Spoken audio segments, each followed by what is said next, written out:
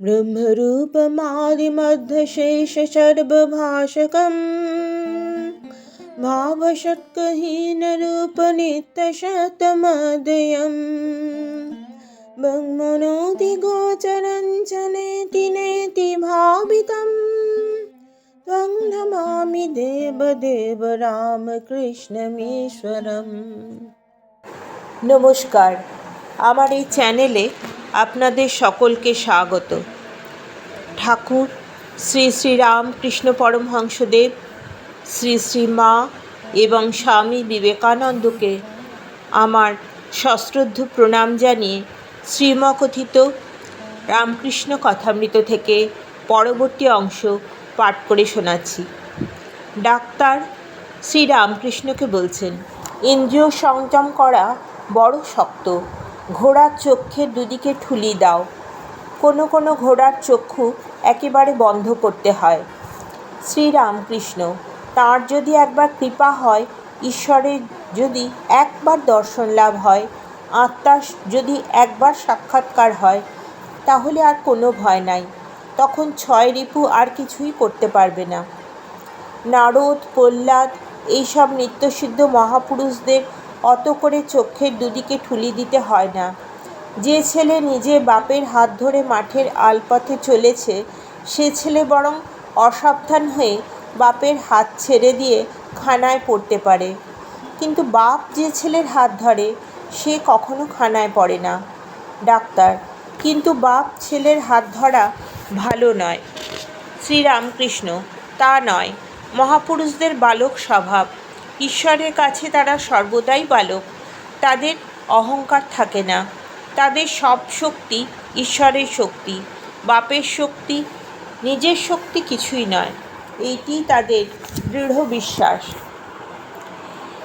Doctor, আগে ঘোড়ার চোখের দুই দিকে ফুলি না দিলে ঘোড়া কি এগুতে চায়?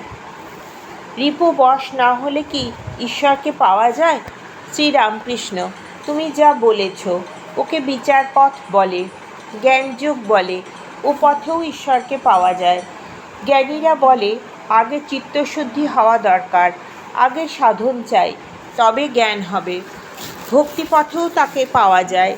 যদি ঈশ্বরের পাদপদ্মে একবার ভক্তি হয়, যদি তাঁর নাম গুণগান করতে ভালো লাগে, ইন্দ্রিয় সংযম আর চেষ্টা করতে হয় না। রিপুবশ আপনা আপনিই হয়ে যায়।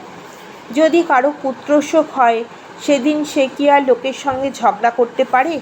না নিমন্ত্রণে গিয়ে খেতে পারে? সে কি লোকের সামনে অহংকার করে বেড়াতে পারে? না সুখ সম্ভোগ করতে পারে? বাদুলের পোকা যদি একবার আলো দেখতে পায়, তাহলে সে কি আর অন্ধকারে থাকে?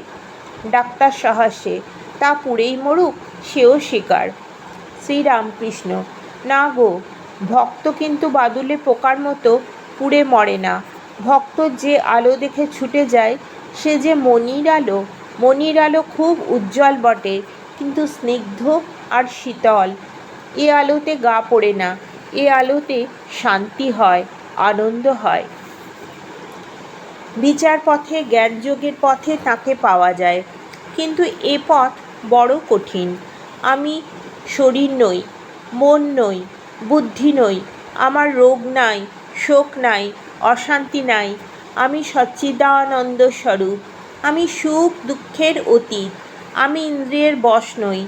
এসব কথা মুখে বলা খুব সোজা, কাজে করা, ধারণা হওয়া বড় কঠিন। কাঁটাতে হাত কেটে যাচ্ছে, দরদর করে রক্ত পড়ছে, অথচ বলছি কই, কাঁটায় আমার হাত কাটে নাই, আমি বেশ আছি। এসব বলা সাজে না। আগে ওই কাঁটাকে জ্ঞানাগ্নিতে পোড়াতে হবে তো। অনেকে মনে করে বই না পড়ে বুঝি জ্ঞান হয় না, বিদ্যা হয় না। কিন্তু পড়ার চেয়ে শোনা ভালো, শোনার চেয়ে দেখা ভালো। কাশীর বিষয় পড়া, কাশীর বিষয় শোনা আর কাশী দর্শন অনেক তফাৎ। আবার যারা নিজে শতরঞ্জ খেলে, তারা চাল তত বোঝে না, কিন্তু যারা না খেলে উপর চাল বলে দেয়, তাদের চাল ওদের চেয়ে অনেকটা ঠিক ঠিক হয়। সংসারী লোক মনে করে আমরা বড় বুদ্ধিমান, কিন্তু তারা বিষয়াসক্ত, নিজে খেলছে, নিজেদের চাল ঠিক বুঝতে পারে না। কিন্তু সংসারত্যাগী সাধু লোক বিষয়ে অনাসক্ত। তারা সংসারীদের চেয়ে বুদ্ধিমান, নিজে খেলে না, তাই উপর চাল ঠিক বলে দিতে পারে। ডাক্তার ভক্তদিগের প্রতি, বই পড়লে এই ব্যক্তির অর্থাৎ পরমহংসদেবের এত জ্ঞান হতো না। Faraday communed with nature. প্রকৃতিকে ফ্যারাডে নিজে দর্শন করত, তাই অত সায়েন্টিফিক ট্রুথ ডিসকভার করতে পেরেছিল। বই পড়ে বিদ্যা হলে অত হতো না। Mathematical formula only throw the brain into confusion, original এনকোয়ারির পথে বড় বিঘ্ন এনে দেয়। শ্রীরামকৃষ্ণ ডাক্তারের প্রতি, যখন পঞ্চবটিতে মাটিতে পড়ে পড়ে মাকে ডাকতুম, আমি মাকে বলেছিলাম, মা আমায় দেখিয়ে দাও, কর্মীরা কর্ম করে যা পেয়েছে, যোগীরা যোগ করে যা দেখেছে, জ্ঞানীরা বিচার করে যা জেনেছে, আরও কত কি তা বলবো। আহা কি অবস্থায় গেছে, ঘুম যায়।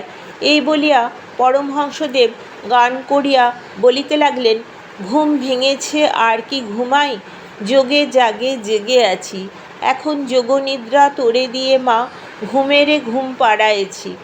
আমি তো বইটই কিছুই পড়িনি, কিন্তু দেখো মার নাম করি বলে আমায় সবাই মানে।